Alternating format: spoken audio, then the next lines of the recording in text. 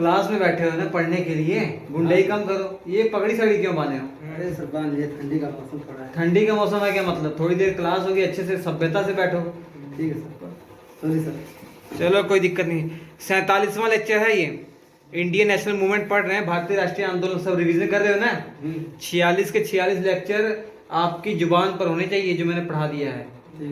ये समझ लो कि मैंने जन्म घूटी दे दी है। एग्जाम में कोई भी क्वेश्चन आए तुरंत कर दोगे। 47वां लेक्चर है। आज हम पढ़ेंगे व्यक्तिगत सत्याग्रह, इंडिविजुअल सत्याग्रह। 1940 और 1941 का दौर है। भारत में व्यक्तिगत सत्याग्रह किया गया था, मतलब एक एक व्यक्ति के द्वारा सत्याग्रह किया गया था। वो गांव गांव जाता था, लोगों को अंग्रेजों की हकीकत बताता था। एक तरीके से आंदोलन था, लेकिन एक व्यक्ति के द्वारा किया जा रहा था। ये बहुत इंटरेस्टिंग है। तो ये समझ में अच्छे से तब आएगा जब इससे पहले वाला लेक्चर आपने पढ़ा होगा, अगस्त प्रस्ताव, अगस्त ऑफर। अगस्त प्रस्ताव क्या पढ़ा कि अगस्त ऑफर आया, कांग्रेस ने रिजेक्ट कर दिया। कांग्रेस ने इसको नकार दिया, रिजेक्ट कर दिया अगस्त ऑफर को। ठीक है, फ्रेम में आ जाइए, थोड़ा सा शक्ल दिखाओ कैमरे में। अगस्त प्रस्ताव को अस्वीकार कर दिया कांग्रेस ने। उसके बाद जब अगस्त प्रस्ताव को अस्वीकार कर दिया, कांग्रेस के अंदर हलचल मच गई कि भैया आपको ये आंदोलन चलाना है। कांग्रेस दो खेमों में बट गया कि एक पक्ष कह रहा है, जो एक्सट्रीमिस्ट थे, जो उग्रवादी मतलब गर्म स्वभाव के थे, वो कह रहे हैं कि भैया जन आंदोलन चलाइए। जैसे असहयोग आंदोलन चला है, सविनय अवज्ञा आंदोलन चला है, वैसे ही कोई ऐसा मूवमेंट चलाइए जो इन सबसे बड़ा हो। इस बार रिकॉर्ड तोड़ देंगे, अंग्रेजों की नाक में दम कर देंगे। लेकिन दूसरा पक्ष जो गांधी और गांधीवादी सिद्धांत पर चल रहा था, गांधी जी और उनके जो विचारधारा पे चल रहे थे, वो कह रहे थे कि नहीं, जन आंदोलन हमको नहीं चलाना है। हम चलाएंगे कैसा? हम इंडिविजुअल सत्याग्रह करेंगे। गांधी जी ने कहा हम इंडिविजुअल सत्याग्रह करेंगे, और गांधी जी की विचारधारा के जो लोग थे वो सहमत हो गए। तो इंडिविजुअल सत्याग्रह का चलाने का कारण क्या था, ये समझ लेते हैं। मतलब अब जनता पार्टिसिपेट नहीं करेगी, एक एक लोग को एक टास्क दिया जाएगा कि वो गांव गांव जाएंगे, अंग्रेजों की हकीकत लोगों को बताएंगे कि भैया ये लोग हमारा शोषण कर रहे हैं, हमारे अधिकार छीन रहे हैं, हमें बोलने नहीं दे रहे हैं, हमारे बोलने का अधिकार छीन रहे हैं। तो इंडिविजुअल सत्याग्रह चलाने का कारण, मतलब जन आंदोलन क्यों नहीं चलाया गया, क्यों व्यक्तिगत सत्याग्रह चलाया गया, उसका कारण क्या है? दो मेन कारण है। पहली बात, मास मूवमेंट जितने भी पहले चले थे, जैसे असहयोग आंदोलन हो चाहे सविनय अवज्ञा आंदोलन हो, उन सब में हिंसा बहुत हुई थी।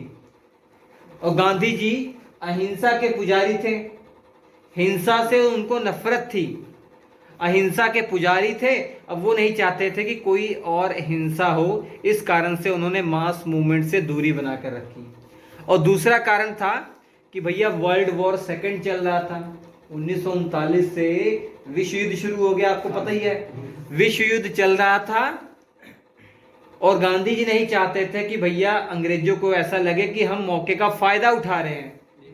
अंग्रेजों की 12 बजे हुए हैं विश्व युद्ध में, और अंग्रेजों को ऐसा ना लगे कि हम उनके मौके का फायदा उठा रहे हैं। तो इस कारण से जन आंदोलन नहीं चलाना चाह रहे थे गांधी जी।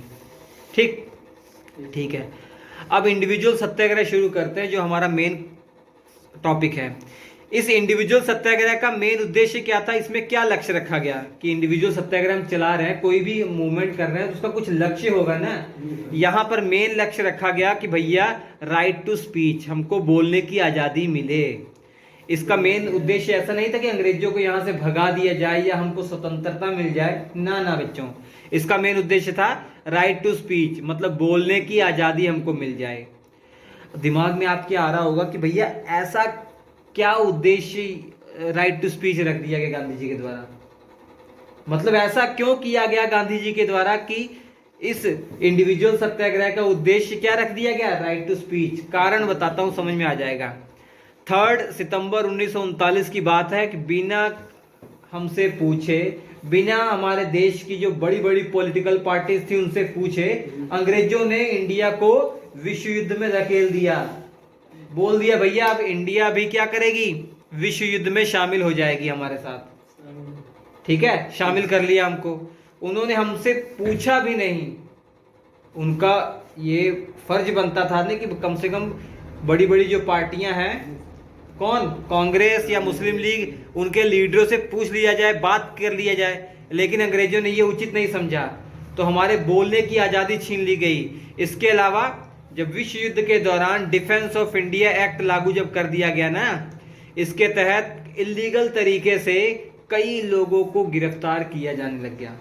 ये डिफेंस ऑफ इंडिया एक्ट ये जो था, ये पहले विश्व युद्ध में भी मैंने आपको बताया था। इसमें ये था कि कुछ भी संदेह आप पर होता है तो आपको जेल में डाल दिया जाएगा कि आप क्रांतिकारी गतिविधियों से या अंग्रेजों के खिलाफ किसी गतिविधि में शामिल पाए जाते हैं, या उनको शक होता है तो आपको जेल में ठूस दिया जाएगा, आपके अधिकारों को छीन लिया जाएगा। तो इस कारण से मेन उद्देश्य रखा गया बोलने की आज़ादी, क्योंकि हमारी बोलने की आज़ादी ही छीन ली थी। तो ये उद्देश्य था। अब इंडिविजुअल सत्याग्रह था, इसका मीनिंग क्या था कि भैया एक एक लोगों को काम दिया जाएगा कि वो आंदोलन करेंगे। ठीक है, ये हाईवे नज़दीक है, शोर शराबा हो रहा बच्चों, इसके लिए सॉरी, थोड़ा सा रुक जाते हैं। चलिए, अब देखिए इंडिविजुअल सत्याग्रह 2 फेज में चला। एक 1940 में चला, बहुत बिजी हो गए हो, नहीं सर। मोबाइल साइलेंट करो, क्लासरूम है ना, तुम लोगों को किसी दिन पीटेंगे इतना दौड़ा दौड़ा के ना।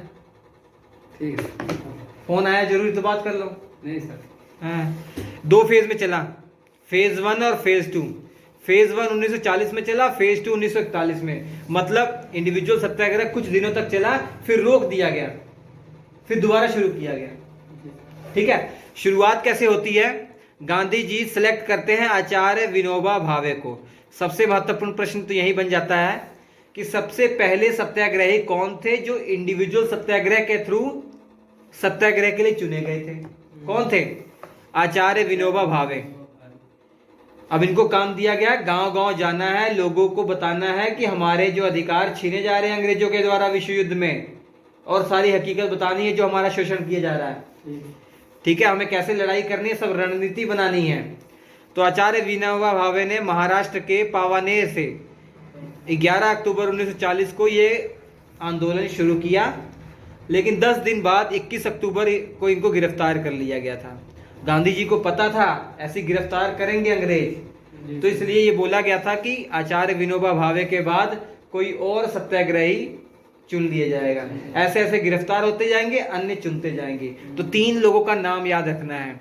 उसके बाद दूसरे थे जवाहरलाल नेहरू, ये सीरियल भी याद करना है कि किसके बाद कौन थे। इनको 31 अक्टूबर 1940 को गिरफ्तार कर लिया गया। उसके बाद ब्रह्मदत्त। इन 3 लोगों का नाम याद रखना है। जब 3 लोगों की गिरफ्तारी हो गई तो थोड़ा कमजोर पड़ने लग गया था ये आंदोलन, तो इसलिए गांधी जी ने इसको 1940 दिसंबर 1940 में रोक दिया, इसको रोक दिया। लेकिन जल्दी ही इसको जनवरी 1941 में शुरू कर दिया। तो ये सेकंड फेज कहलाता है। और यहां पे हुआ क्या भैया, बहुत अधिक मात्रा में लोग शामिल होना शुरू कर दिए। मतलब जो इंडिविजुअल सत्याग्रही था गांव में जाता था, गांव के लोग उसके साथ आ जाते थे और लोगों की भीड़ जमा होनी शुरू हो गई। और नारा यहां दिया गया, दिल्ली चलो, चलो चलो चलो, कहां? दिल्ली चलो। सब लोग पीछे पीछे, चलो दिल्ली करते करते, नारा लगाते लगाते पीछे पीछे चल दिए। ठीक है, लेकिन भैया हुआ क्या, 15 मई 1941 की बात है, 20,000 लोगों को अंग्रेजों ने गिरफ्तार कर लिया। कितने लोगों को? 20,000 लोगों को गिरफ्तार कर लिया। क्या बहाना मार के? डिफेंस ऑफ इंडिया एक्ट के तहत 20,000 लोगों को गिरफ्तार कर लिया गया। जब 20,000 लोगों को गिरफ्तार कर लिया गया, और तो धीरे धीरे ये आंदोलन बहुत कमजोर पड़ता गया। अब दिसंबर आता है, दिसंबर 1941 में कांग्रेस एक रेजोल्यूशन पास करती है जिसको पूना रेजोल्यूशन कहा जाता है। पूना रेजोल्यूशन मतलब पूना में मीटिंग होती है। हालांकि दिमाग में आपके ये भी आ रहा होगा कि दिसंबर है तो कांग्रेस का अधिवेशन हो रहा होगा, लेकिन नहीं बच्चों, 1940 में आखिरी अधिवेशन हुआ था, उसके बाद अधिवेशन नहीं हुआ था। ठीक है, विश्व युद्ध चल रहा था, उसमें अधिवेशन नहीं हुए थे। तो 1946 में आप पढ़ेंगे। तो कांग्रेस के अधिवेशन नहीं हुए हैं 1941, 42, 43, 44, 45 में। यहाँ मीटिंग होती है, कांग्रेस वाले कहते हैं कि भैया हमारा कमजोर पड़ गया ये आंदोलन भी, इसको बंद करना सही रहेगा। अरे यार इतने इतने गाड़ियाँ आती हैं। चलिए टेंशन ना लीजिए, स्टूडियो आपका बन रहा है, उसके बाद आवाज़ शोर नहीं आएगा। तो कांग्रेस ने दिसंबर 1941 में रेजोल्यूशन पास किया कि कांग्रेस जो है वर्ल्ड वॉर सेकेंड में सपोर्ट करेगी अंग्रेजों को। सपोर्ट करने के लिए हम तैयार हो जाएंगे, लेकिन हमारी एक मांग है। मांग क्या है? जब विश्व युद्ध समाप्त हो जाए, विश्व युद्ध समाप्त हो जाए तो हमें पूरी आजादी मिल जाए, ये मांग थी। यदि विश्व युद्ध समाप्त हो गया उसके बाद स्वतंत्रता हमको मिलनी चाहिए, ये रेजोल्यूशन पास किया गया। और इसी के तहत इंडिविजुअल सत्याग्रह जो है वो कांग्रेस ने ऑफिशियली समाप्त कर दिया। कमजोर तो पड़ ही गया था और इसको समाप्त कर दिया गया। अब समाप्त कर दिया गया तो यहीं तक हमको भी पढ़ना है। अब इसके बाद 1942 की घटना हमको पढ़नी है। 1942 में क्या पढ़ना है, कोई बता सकता है? Cripps mission. क्या मिशन? Cripps mission. ठीक है, तो वो अगले वीडियो में पढ़ते हैं। होप आपको समझ में आ गया होगा, कोई ज़्यादा मुश्किल नहीं है, मैंने सारी इंपॉर्टेंट चीज़ें बताई हैं, मज़ा आ जाएगा आपको। इसके क्लास नोट सबसे पहले ले लीजिएगा श्री एजुकेशन एप्लीकेशन पर। क्या करना है आपको? SHRI Shri education EDUCATION education application को डाउनलोड करना है। कहाँ से? प्ले स्टोर से। स्टोर सेक्शन में जाना है, क्लास नोट्स मिल जाएंगे। बेहतरीन क्लास नोट्स हैं, इतने अच्छे क्लास नोट्स हैं कि इसको पढ़ने के बाद कोई भी एग्जाम आप क्रैक कर देंगे, उसमें इतना मटेरियल है। नहीं लोगे तो पछताओगे। तो देखिए ये हो गया। अब आपको मैं समरी बता देता हूँ व्यक्तिगत सत्याग्रह क्या था। अगस्त प्रस्ताव, इससे पहले आपने पढ़ा। अगस्त प्रस्ताव के बाद जब कांग्रेस ने नकार दिया अगस्त प्रस्ताव को, तो कांग्रेस के अंदर दो मतभेद हो गए कि मास मूवमेंट चलाया जाए या इंडिविजुअल सत्याग्रह चलाया जाए। गांधी जी ने कहा इंडिविजुअल सत्याग्रह चलाना है हमको। हालांकि इंडिविजुअल सत्याग्रह की सलाह गांधी जी ने ही दी थी। इंडिविजुअल सत्याग्रह चलाने के दो मेन कारण थे।